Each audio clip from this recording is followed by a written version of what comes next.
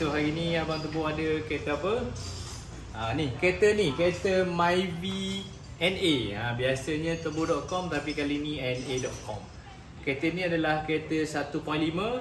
Dia pakai cam Wilson 272. Dia pakai die daripada Ding Diecam. Ding Diecam.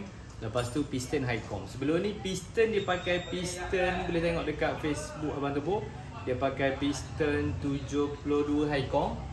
Okay, so kita run je tak boleh, dia bocor dekat valve. Okay, dia bocor dekat valve, dekat valve pocket. Lepas tu Abang Tebu pakai piston 1.3. Yang ni engine 1.5, piston 1.3. Yang lain kekal yang lama. Sebab sebelum ni dyno, tapi video sebelum ni tak ada. So yang video ni saja ada. Yang tu mak ayuh kita buat, bocor piston. Tapi bukan salah dia, tapi piston nipis je. Dia tak sampai dekat valve pocket tu terlalu dalam. Dia tak sampai dalam 0.5 mm macam tu je. Jadi dia sangat nipis dan dia tak tahan, dia pecah dekat valve pocket tu. Valve pocket sampailah dekat tengah tu, bahagian tengah dia. Okey.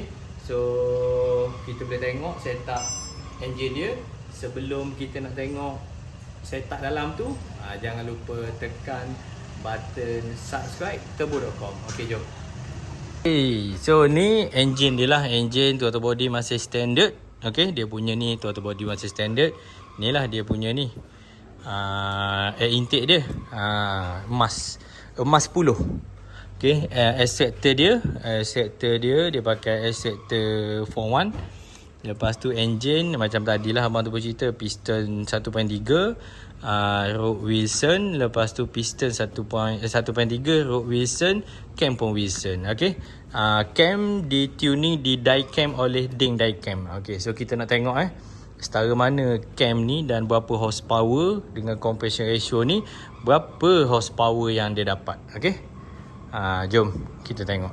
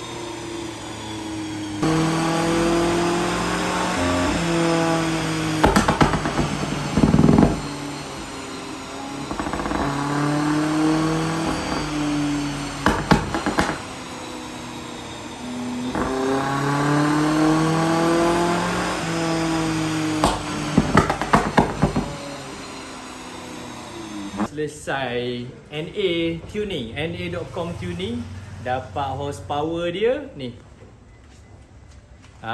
Horsepower dia 104, 105 last tadi, 105.6. datuk dia 149 je. Okay, dia punya baik pakai standard lah. Cam standard rasa lagi okey sebab kita buat yang engine standard dengan conversion ratio 10 pun boleh dapat dalam 105. Yang ni kita tukar cam piston high com. Maksudnya cam ni tak tahu lah, nak kata ding tak pandai. Ding diecam ke? Boleh lah, boleh. Tapi cam Wilson 272 kurang. Maknanya kalau kata daripada siapa yang ada cam 2 Myvi 1.5, better pakai 1.5 daripada jenama ni. Jenama ni mungkin kurang lah. Kita abang tu pun tak nak condemn apa semua, tapi bila kita buat comparison memang kurang. Jadi tapi still lagi okey lah. Kalau kita pakai cam yang original dia, rasa dia akan dapat lebih lagi. Okay, so tu saja sesi kita pada kali ni. Okay, Assalamualaikum warahmatullahi wabarakatuh. Mantap Pak Abu.